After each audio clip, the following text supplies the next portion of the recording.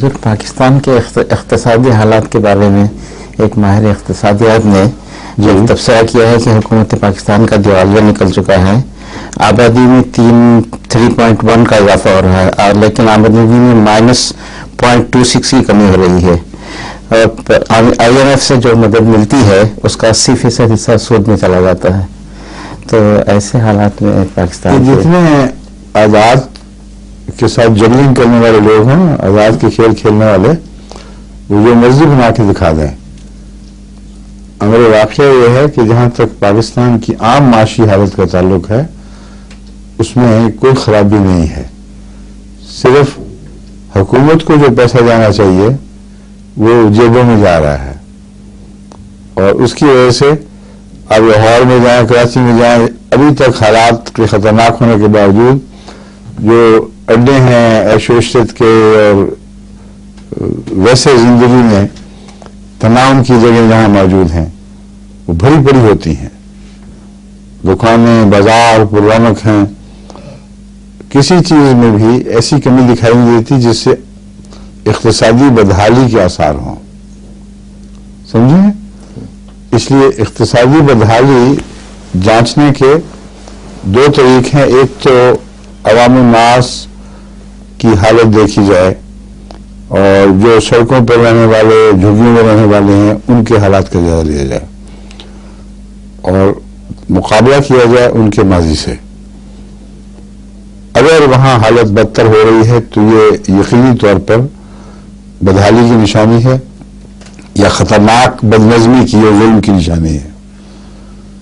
دوسرے مراکز جو ہیں جہاں زندگی کا اوپر کا طبقہ چلتا پھرتا رونقیں بناتا دکھائی دیتا ہے، اس کا جائزہ لیا جائے. اگر اس میں کمی آ رہی ہے، کچھ مدم پڑ رہے ہیں، کچھ ریسٹوراں بند ہو رہے ہیں، تو معلوم یہ ہوگا کہ پھر نیچے سے اوپر تک کوئی بدحالی ہے.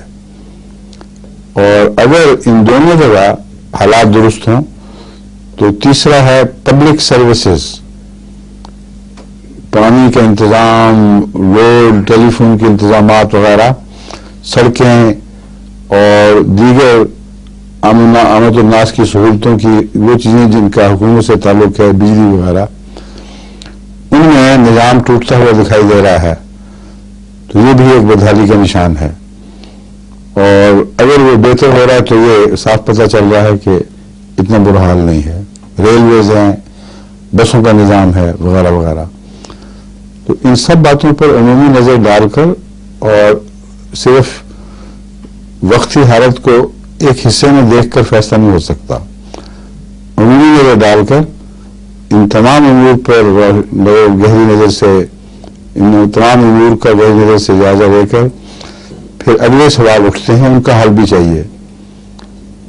وہ سوال یہ ہیں کہ کیا ملک کی واقعتاً مجموعی دولت کم ہو رہی ہے یا ملک میں بددیانتی بڑھنے کا رجحان پہلے سے بہت زیادہ ہو چکا ہے.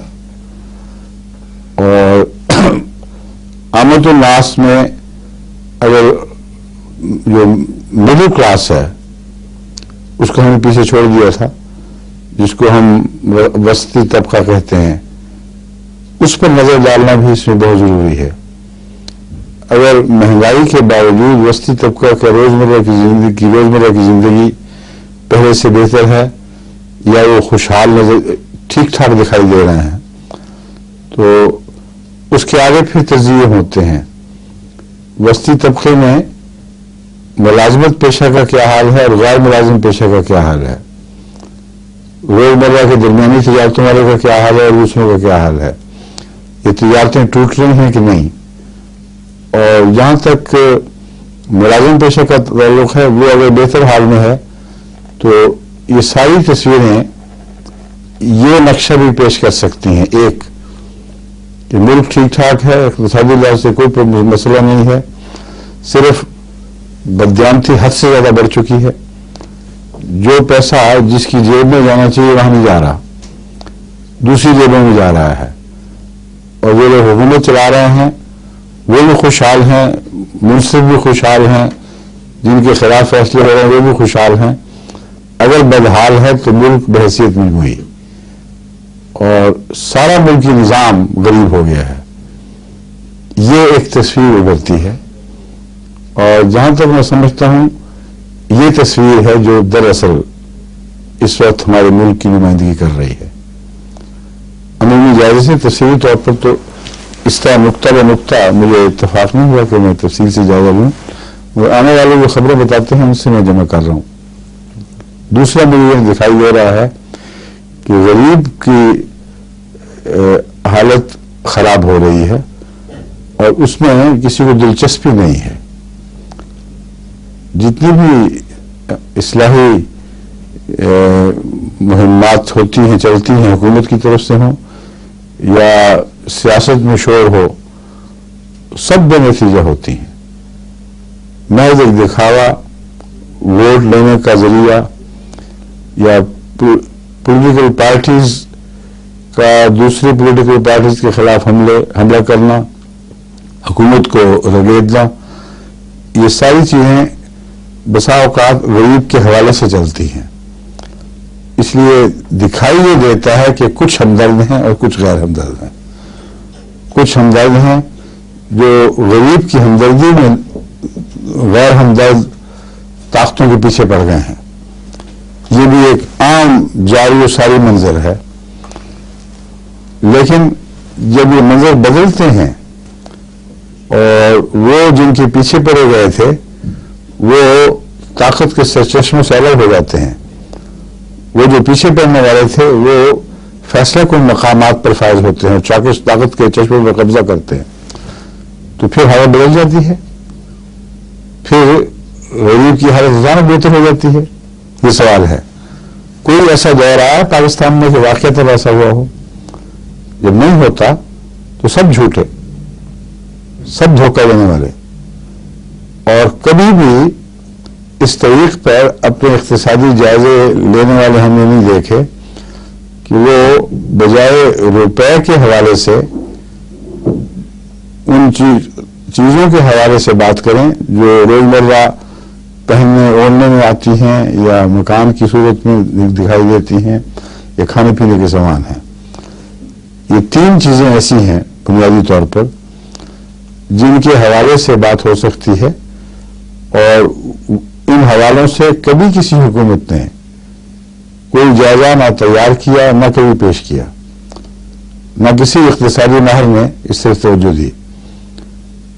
اگر آج سے 20 سال پہلے روپے کی جو بھی قیمت تھی وہ ایک غریب کو مثال کے طور پر تنخواہ دار طبقے میں سے کہہ لیں گے ہم کہ ایک چپراسی کو اتنے کپڑے دے سکتا تھا، اتنی روٹی دے سکتا تھا، اتنا رہنے کا سامان مہیا کر سکتا تھا، اور ایک مزدور کو اس کے مقابلے پر کیا دیتا تھا، اس کی کمایا ہوا پیسہ کیا خرید سکتا تھا اس کے لیے، تو ایک بجٹ بن کے سامنے آ سکتا ہے۔ اب روپیہ اور اس کی قیمتوں کا ادل بدل تو ایسا خطرناک چکر ہے کہ اس میں پڑھ کر کبھی بھی حقیقت نہیں نظر آ سکتی۔ یہ ضروری ہے کہ آج سے 20-30 سال پہلے کا ایک وقت معین کر کے اس وقت جو اعداد و شمار میں ایک مزدور کی کمائی کا ریکارڈ موجود ہے کہ عموماً یہ ہوتی تھی، ایک چپراسی کی تنخواہ کیا تھی، اسی طرح روزمرہ تجارتوں میں کام کرنے والے دوسرے طبقے کا کیا حال تھا، ایک کلرک کیا کماتا تھا، یہ جائز طور پر مراد ہے، ان کی قیمت خرید اجناس میں کیا تھی، کپڑوں کی صورت میں کیا تھی، گھر بنانے کی صلاحیت کی حیثیت سے کیا تھی۔ یہ چیزیں معین کر کے 10 سال بعد قدم رکھا جائے اور پھر دیکھا جائے، پھر 10 سال کے بعد قدم رکھے تو پھر دیکھیں۔ یہ آپ کو سب سے نچلے طبقے کا حال بتانے والے وہ قطعی ذرائع ہیں جو جھوٹ نہیں بولتے۔ صاف پتہ چل جائے گا کہ حکومت جہاں تک غریب طبقہ یا نچلا طبقہ ہے اس پہلو سے کچھ کر سکی ہے کہ نہیں، اور ملک بحیثیت مجموعی خوشحال ہے کہ نہیں۔ پھر وسطی طبقے اور اونچے طبقے میں جب آپ جاتے ہیں تو وہاں یہ چیزیں بےمانی سی ہو جاتی ہیں، کیونکہ بہت سے ایسے قیمتوں کے جائزے ہیں جو اقتصادی جائزوں میں شامل ہو جاتے ہیں لیکن حقیقی تصویر پیش نہیں کر سکتے. اس میں کاروں کی قیمتیں ہیں، اس میں مہنگے گھروں کی مہنگائی، پلاٹوں کا مہنگا ہونا وغیرہ جو اونچی طبقے کے ہیں. یہ اوپر کے دائرے میں گھومنے والی باتیں ہیں، اور یہ اتنا بڑا روپیہ کل قوم کا اس محدود حصے پر خرچ ہو رہا ہوتا ہے کہ اس کو اگر آپ داخل کر دیں تو اس کو سارے اکانومی پہ پھیلا دیں تو یہ لگتا ہے جیسے سب غریب بھی ساتھ اونچا ہو رہا ہے اور سارے ملک کی حالت بہتر ہو رہی ہے. اس لیے میں نے یہ تجویز کی تھی، اور اس سے پہلے بھی میں بہت پہلے حکومت کے سامنے یہ تجویز رکھ چکا ہوں. ایسے مرکزی وزیروں سے میں گفتگو کر کے ان کو سمجھانے کی کوشش کر چکا ہوں. بہت پہلے کی بات کر رہا ہوں کہ جب تک آپ یہ طریق اختیار نہیں کرتے آپ کا مخلص ہونا ثابت نہیں ہو سکتا، اور خود آپ کو اپنی راہ نظر نہیں آئے گی کہ آپ کدھر جا رہے ہیں. یہ اگر طریق ہو اور پھر دولت بڑھ گئی ہو، یہ طریق کرنے کے بعد ثابت ہو کہ یہ دن بدن نچلے طبقے کی حالت خراب ہو رہی ہے اور قومی دولت بڑھ رہی ہے کل کمائی کے لحاظ سے، تجارتوں کے لحاظ سے، تو وہ کہاں جا رہی ہے؟ پھر اس کے باوجود کہ قومی دولت بڑھ رہی ہے کل تجارتی عملوں کے آمدن وغیرہ کے لحاظ سے، حکومت غریب ہو رہی ہے، اور غریب ہونے کے نتیجے میں جو حکومت کے افسران پر اس غربت کا اثر پڑنا چاہیے وہ دکھائی نہیں دے رہا. یہ ایک الگ مسئلہ کھڑا ہو جائے گا. اگر دکھائی نہیں دے رہا تو اس کی وجوہات کیا ہو سکتی ہیں؟ ایک وجہ اس کی یہ ہے کہ جو غالب اور بڑی مستحکم اور دائم وجہ بن چکی ہے وہ کرپشن ہے. حکومت کے افسران اس لیے محسوس نہیں کر رہا ہے اس قومی غربت کو کہ وہ جو کچھ کھانا چاہتے ہیں وہ ان کو مل رہا ہے، جو اڑنا چاہتے ہیں ان کو مل رہا ہے، اور مخفی ہاتھوں سے مل رہا ہے بجائے ظاہری ہاتھوں کے. تو دیکھنے میں سب خوشحال دکھائی دیں گے ان حکومت کے کارندے بھی، مگر حکومت غریب ہوگی. جب یہ حالات ہو جائیں تو اپنی کمزوری کو چھپانے کے لیے اور عوامی اخراجات کو کسی حد تک چلانے کی خاطر حکومتیں ایسے قرضے لیتی ہیں کہ اگر اپنی حالت درست کر لیتی تو کبھی اتنے بڑے ویسے قرضے لینے نہ پڑتے، اور اگر لیتی تو ان کی واپسی کی توفیق بھی ہوتی. یہ ساری تصویر ہے جس کے بعد وہ قرضوں کی بات آتی، اس سے پہلے نہیں. یہ سب کچھ ہونے کے بعد یہ لوگ جب پھر قرضے اٹھاتے ہیں تو اس کا پھر دوہرا نقصان. باہر سے جب روپیہ اندر آتا ہے تو فوراً روپے کی قیمت خرید گرتی ہے، کیونکہ وہ اندرونی اقتصادی نظام کا کمایا ہوا روپیہ نہیں ہے جو ایک براہ راست تعلق رکھتا ہے. مفت کا روپیہ باہر سے آتا ہے، وہ جب حکومت کے ہاتھ میں آتا ہے حکومت خرچ کرتی ہے تو افراط زر ہے. افراط زر ہوتا ہے تو قیمتیں گر جاتی ہیں، اور بیرونی جہاں تک تعلق ہے حکومت کو باہر سے کوئی چیزیں خریدنے کا موقع مل جاتا ہے. جہاں تک اندرونی تعلق ہے کچھ لوگ ٹھیکیدار امیر ہو رہے ہوتے ہیں، کچھ اور لوگ جو خرچ کرتے ہیں حکومت کے کرندے اور زیادہ روپے کے اوپر قابض ہو کر اس کو غلط راہوں پر چلانے کا اقتدار حاصل کر لیتے ہیں. تو اندرونی طور پر تو بہت سا روپیہ ضائع ہو جاتا ہے اس طریق پر. بیرونی طور پر جو سودے ہوتے ہیں باہر کی تجارتوں سے، یہ غریب ملکوں میں، صرف پاکستان کی بات نہیں کر رہا، یہی ہو رہا ہے، ان میں سودا کرنے والے اپنے مفادات غیر ملکوں میں محفوظ کرا لیتے ہیں، اور اربوں روپیہ اس طرح ملک سے باہر، ملک کی امداد کا ملک سے باہر رہ جاتا ہے، اور ذمہ داریاں اس کی ادائیگی کی کلیتاً ملک پر آ پڑتی ہیں. जब भी कोई बैरूनी कंपनी किसी सौदे की कीमत में 1 अरब रुपया रिश्वत देती है या 10 अरब देती है, तो आपका ख्याल है वो एहसान के तौर पर करती है ऐसा? उसने अपने कर्जों में से वो कीमत निकालनी है और उनकी कीमत वसूल करनी है उस मुल्क से, और उसके बहुत तरीके हैं, इस पर तफसील में जाने की जरूरत नहीं। वो जुर्माना दाखिल करते हैं हिसाब किताब में, और ये कमाई का एक और जरिया बन गया। बाहर उनकी दौलतों के अंबार लग जाते हैं, बैंक बैलेंसेस बढ़ जाते हैं, और हुकूमत के बैंक बैलेंस कम हो रहे हैं। एक पेट्रोल का खाना ऊंचा हो रहा है, एक नीचे होता चला जा रहा है। फिर वहां जो इफरात ज़र है सिर्फ उसकी वजह ही से नहीं, बल्कि इस वजह से कि जो रुपया जिस मसलक पर खर्च, जिस वजह से लिया गया था, क्योंकि उस पर पूरी तरह खर्च नहीं होता, और बसा औकात यह होता है कि जिस चीज पर खर्च किया जा रहा है वो अपनी कीमत वापस अदा कर ही नहीं सकती। इस सूरत में कर्जा वापस कहां से करेंगे? नहीं कर सकते। मिसाल के तौर पर अगर ऐसा कर्जा है जो इंडस्ट्री पर है, यानी सनतों पर है, अगर वो सही पूरी तरह सनत पर ही इस्तेमाल हुआ हो तो सनत उससे बहुत ज्यादा कमा लेती है जितना उसने खर्च खाया था। उस सूरत में अगर निगरान आंखें हों और उस सनत के जायद कमाए हुए रुपए को कर्जे की वापसी में लगा दें तो बहुत जल्द वो कर्जा अदा हो सकता है और आइंदा खुशहाली, हकीकी खुशहाली दिखाई दे सकती है। अगर वो सनत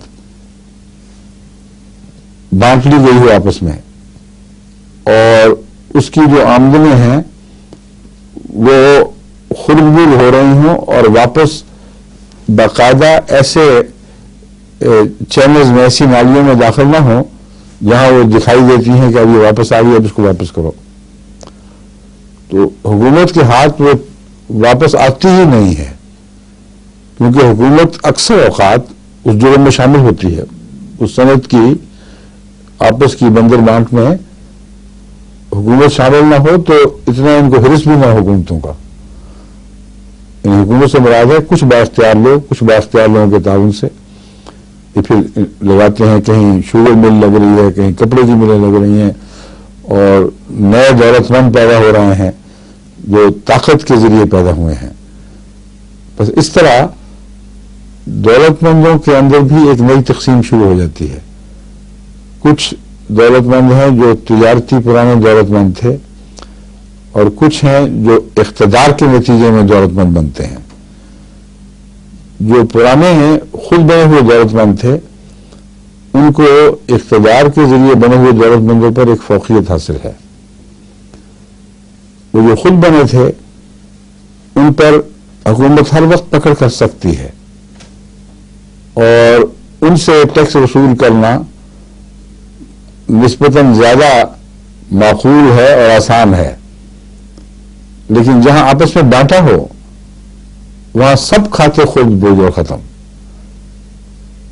और जब उनसे टैक्स वसूल किया जाता है तो एक और मसला पैदा हो जाता है कि यही इंडस्ट्री किसी और जगह कुछ और लोगों के हाथों में चली, वहां तो कुछ ना हुआ, यहां से क्यों इतनी आमद हो रही है? तो उसके लिए उनके पास इलाज मौजूद है। उनसे जो लेते हैं, ले सकते थे वो नहीं लेते, जो लेते हैं वो बजाय हिसाबात के साथ किताबों में लेने के वो बार बार ले लेते हैं और इस तरह उस इंडस्ट्री को भी डिस्ट्रॉय कर देते हैं जिसमें अज खुद पनपने की ताकत थी।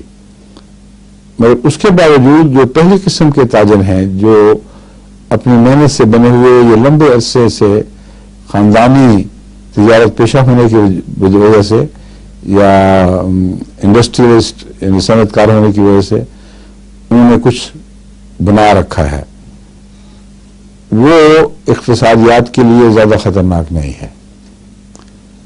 उसकी वजह यह है कि वो लोग अक्सर कंजूस भी होते हैं और अपने रहन सहन इतने गैर मामूली नहीं बढ़ाते।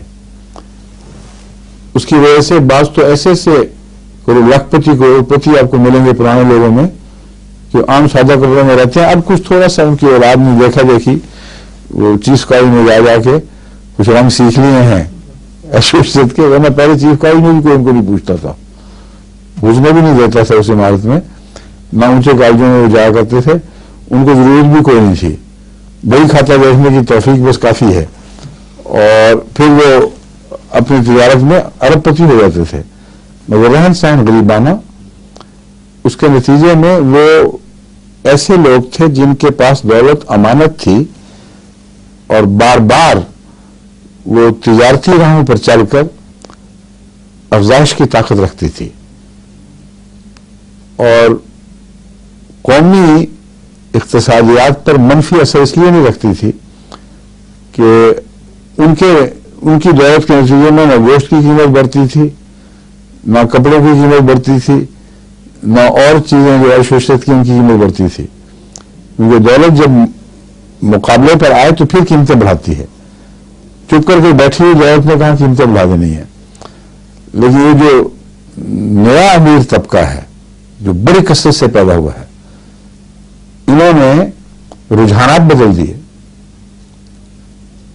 जब इस बात की परवाह कोई नहीं कि वापस किस हाथ से करना है, तो सिर्फ खर्च करने वाला हाथ खुला है और वापसी का हाथ बंधा हुआ है उनको, क्योंकि पता है कि हम आपस में समझौते कर लेंगे, कि हमारी हुकूमत है, आज नहीं तो कल फिर आ जाएगी। तो नतीजतन वो खर्च बहुत करते हैं। फिर नए दौलतमंदों की औलादें फिर कॉलेजों वगैरह में जाकर फिर ये सीखती हैं कि किस तरह हमने भी हुकूमत में दाखिल होकर आइंदा कमाइयाँ करनी है और ऊंची तालीमें कहाँ से हासिल करनी है वगैरह वगैरह। तो सारे निज़ाम मईशत पर नए दौलतमंद असरअंदाज हो जाते हैं, और फिर उनके देखे देखी जो पुराने लोग थे जो अलग बैठे बेचारे सिर्फ कमा रहे थे, वो भी मैदान में उतराते हैं, उनकी औलादें भी ये रंग सीख लेती हैं। तो ये बहुत ही पेशदार मसला है जो आपने उठाया है। इतना वाज़ेह नहीं कि दो चार आवाज़ें शुमार शाह कर दो तो बात समझ आ गई, समझ गए।